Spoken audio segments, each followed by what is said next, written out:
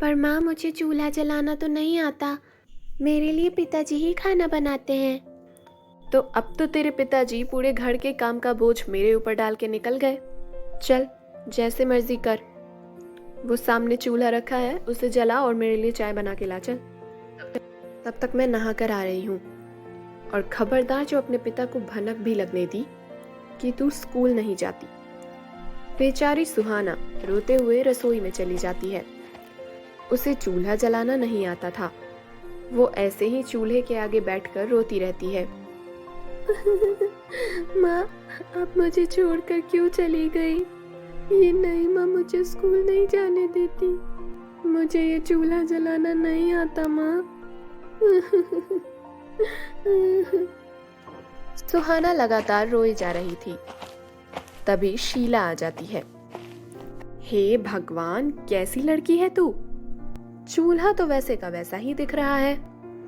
तू इतनी देर से कर क्या रही थी? मैंने तुझे चाय बनाने को बोला था ना। माँ, मुझे सच में नहीं पता ये चूल्हा कैसे जलाते हैं। बस एक बार बताऊंगी, उसके बाद अगर तेरे से चूल्हा नहीं जला तो फिर तेरी खैर नहीं। शीला सुहाना को उपले डालकर चूल्हे जलाना बता देती है। बेचारी सुहाना चूल्हा फूंकती तो उसे खांसी होती और उसकी आंखें लाल हो जाती।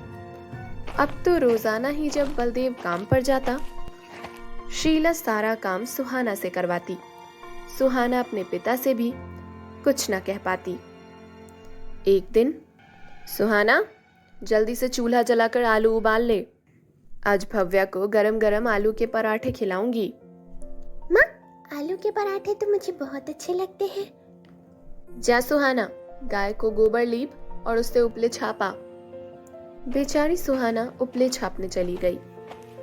बहुत देर तक वो उपले बनाती रही और अंदर आकर दूसरे कामों में लग गई। सुहाना, मैं भव्या के साथ बाजार जा रही हूँ। मेरे आने तक सारा काम हो जाना चाहिए। शीला बाजार चली गई।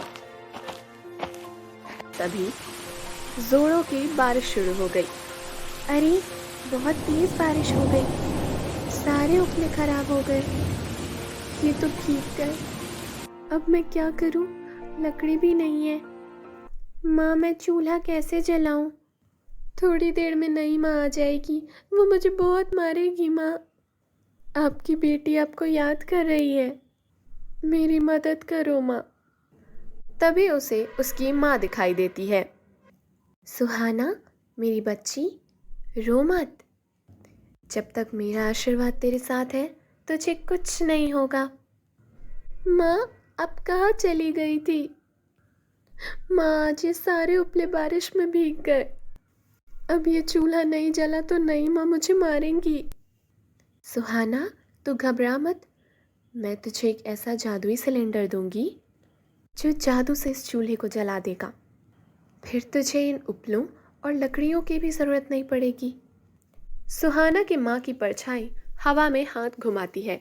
एक जादुई सिलेंडर सुहाना के सामने आ जाता है।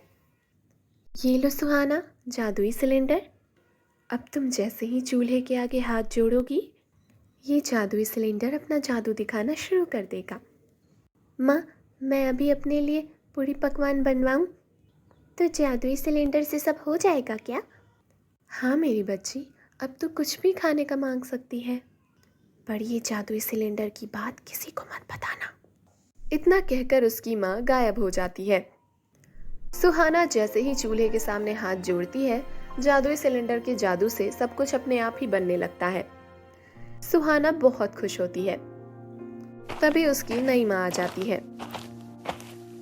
क्या बात है, मेरे पीछे कुछ खाने का बनाया या नहीं? ये लो माँ, मैंने पूरी आलू बनाए हैं। क्या बात है, आज तो घर का भी सारा काम निपटा लिया और पूरी आलू भी बना लिए। उस दिन से माँ की नजरें बचाकर सुहाना जादुई सिलेंडर की मदद से खाना बनाने लगी।